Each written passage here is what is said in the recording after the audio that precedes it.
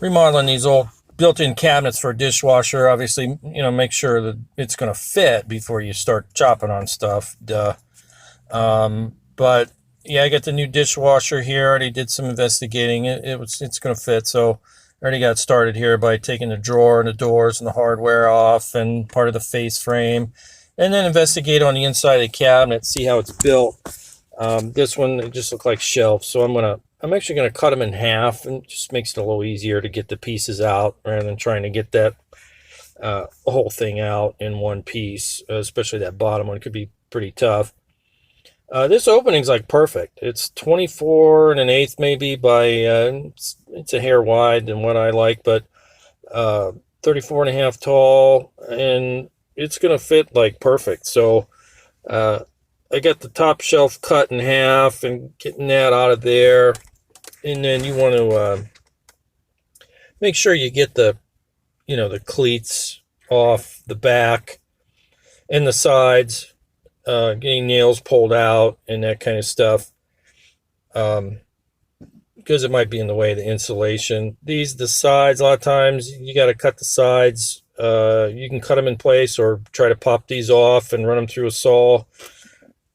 And then that top piece on this one's got to come out. Save some of these old pieces. You might be able to, if the opening's too big, you might be able to choke it in with some of the pieces parts you're taking off.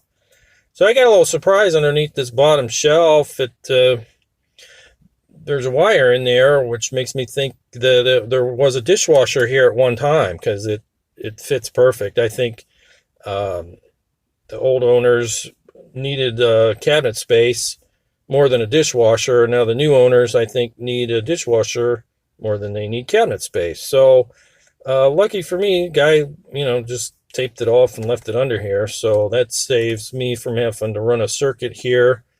So yeah, I'll get the rest of this stuff cleaned out and get those 2x4s out of there, and clean off all the nails and that nailer on the back wall. I'm going to take 3/4 of that out. I need room for this.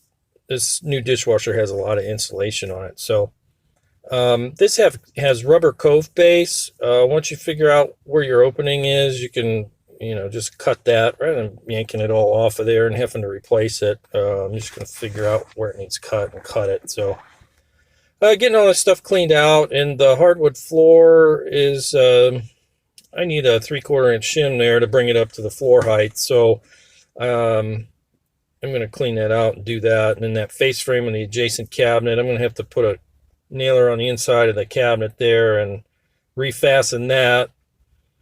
And that'll be good to go, and my opening will be ready. So clean that out, and I just took one of the old shelves, was 3/4 inches thick, so it fit perfect on the floor, screwed that down, and now my the bottom's nice and flat now, so I can slide the dishwasher in.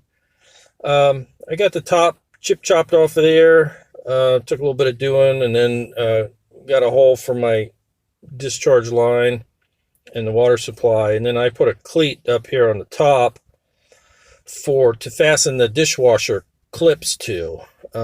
Just make sure when you screw it in that you don't screw through the top of the countertop. So clips on the dishwasher can usually go on the top or the sides. I'm doing the top mount here.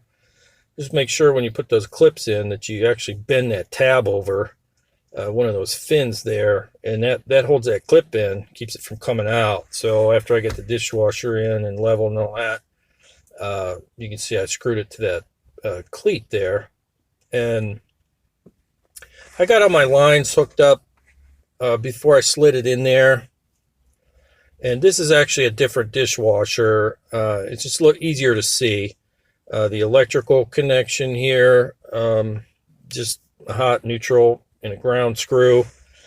15 amp circuit, 14 2-wire, a designated circuit if you can. And make sure you get one of those Romex connectors on your wire there if you're doing it that way. Just protect the wire. And then the water connection there. Used to use a lot of these things, but most of the new ones have, it's almost like a hose connection there. with a rubber gasket in there, and you just crank that down and then hook your water supply up to that.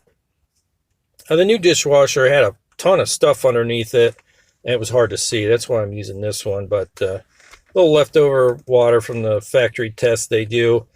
The discharge line would be the last thing to hook up before you slide it in. Usually come with some kind of spring clamps or something. Usually these things, you take some channel locks and put those on, make sure they're on there good. And then after you get all your stuff, you might need one of these for under the sink where the discharge hooks to the garbage disposal or whatever you're using in there. So I got all those hooked up before I slid it in, like I said, and then work on, if you got a garbage disposal, you can hook your discharge to that. Otherwise, you're going to need one of these with a little pigtail thing on it. And then the water supply, it's a compression shut off there. I need a dually shut off, so shut the water off, drain the lines.